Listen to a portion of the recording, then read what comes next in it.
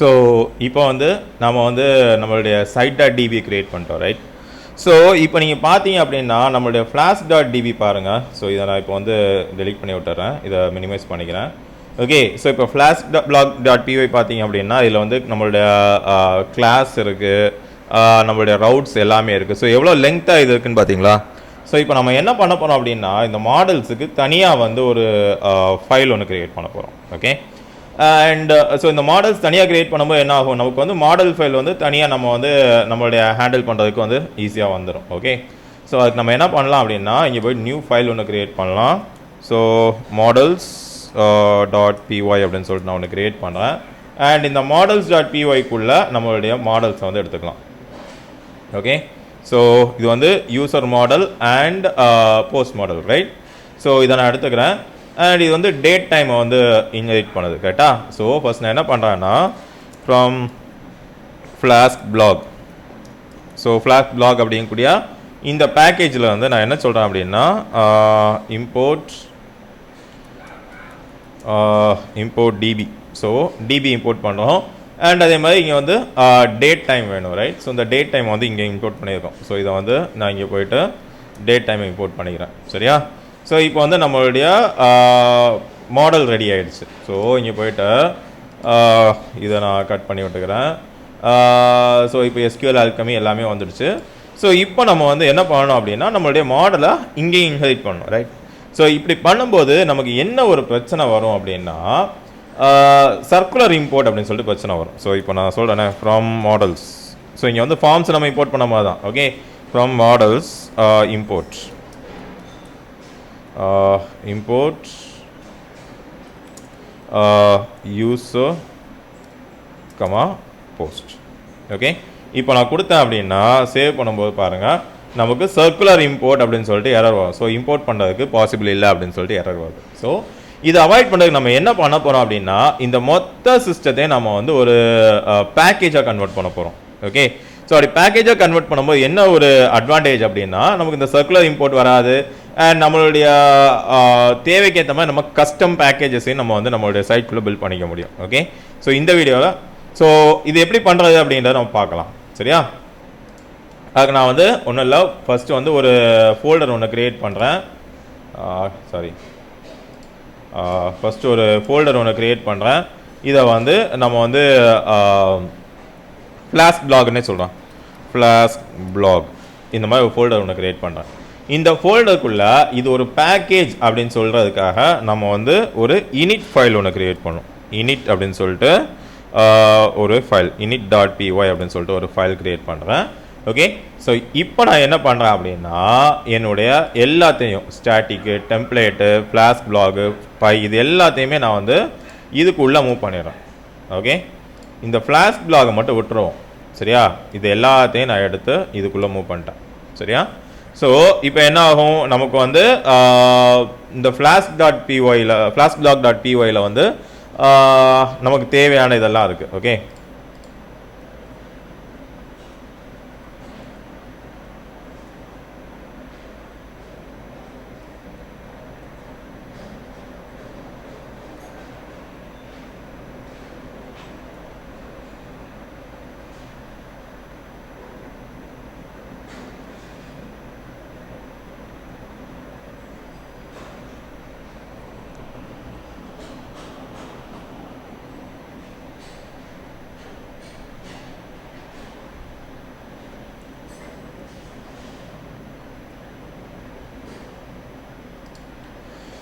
So இப்போ நம்ம என்ன பண்ண போகிறோம் அப்படின்னா இந்த flask.blog.py இருக்கு இல்லையா. ஸோ இதில் வந்து நமக்கு தேவையான எல்லாத்தையும் நம்மளுடைய புது பேக்கேஜ் இந்த init.pyக்கு மாற்ற போகிறோம். ஓகே, ஸோ அப்படியே நான் வந்து கட் பண்ணிக்கிறேன் அண்ட் init.pyல பேஸ்ட் பண்ணிக்கிறேன். சரியா?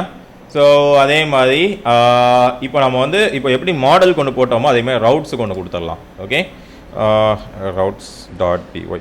ஸோ நம்ம ஏன் இதை பண்ணுறோம் அப்படின்னா இன்னும் போக போக நமக்கு வந்து நிறைய மாடல்ஸ், நிறைய ரவுட்ஸ் வரும். அந்த டைமில் வந்து நம்மளால் இவ்வளோ பெரிய ஃபைலை வந்து சிங்கிளாக ஹேண்டில் பண்ண முடியாது. ஸோ இதை அப்படியே நான் வந்து காப்பி பண்ணிக்கிறேன்.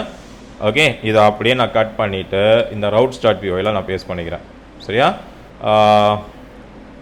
ஓகே, இப்போ வந்து நமக்கு வந்து routes.pyல வந்து ஆப் வேணும் ரைட்டா. ஸோ அதை நம்ம இம்போர்ட் பண்ணிக்கலாம்.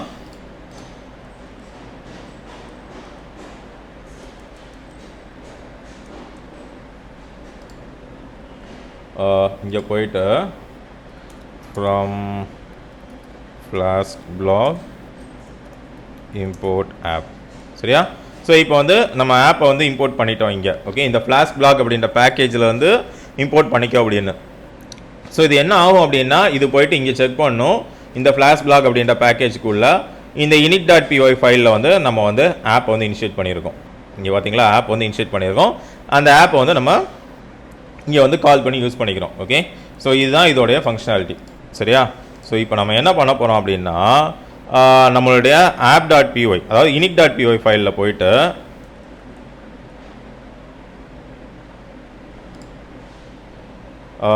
இது ஃபஸ்ட் இதுக்கு தேவையான இதெல்லாத்தையும் இம்போர்ட் பண்ணிடலாமா.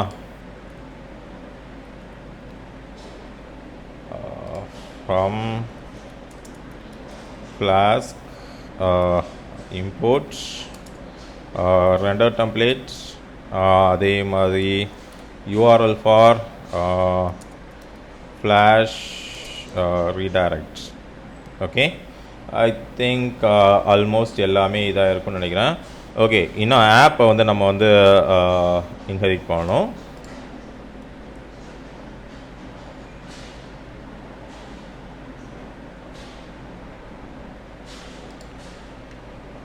அண்ட் இங்கே வந்து ஃபார்ம்ஸையும் நம்ம இன்ஹெரிட் பண்ணணும். ஓகே, ஸோ நான் என்ன பண்ணுறேன் அப்படின்னா, from forms import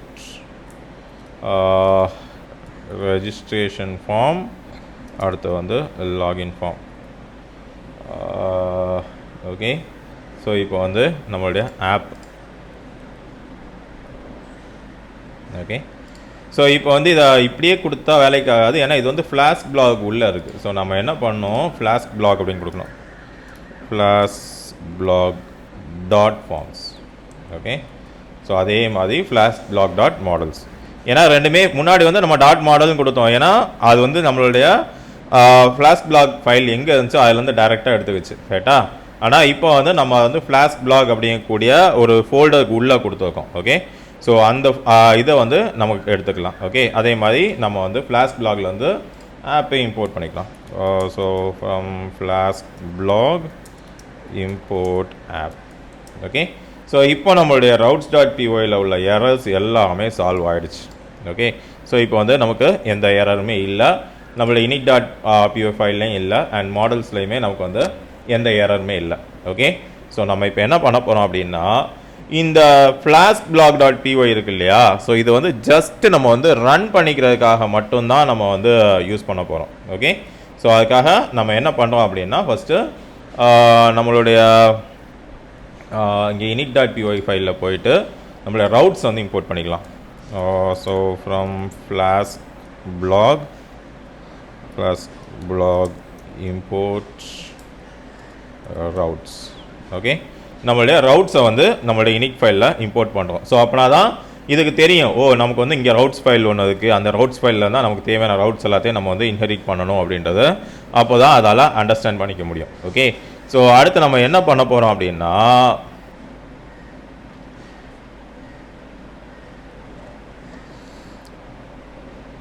நம்மளுடைய மாடல்ஸில் போயிட்டு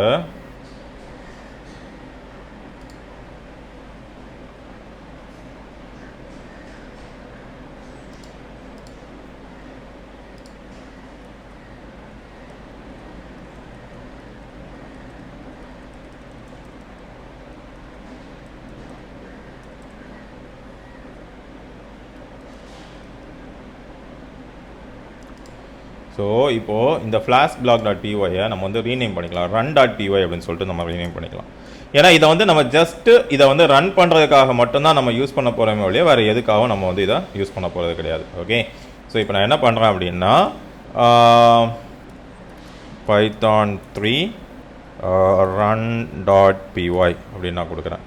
ஓகே, எந்த எரரும் இருக்கக்கூடாது, no module named forms. Okay, forms அப்படின்னு சொல்லிட்டு எந்த மாடியூலுமே ரெஜிஸ்டர் ஆகலை அப்படின்னு சொல்லுது.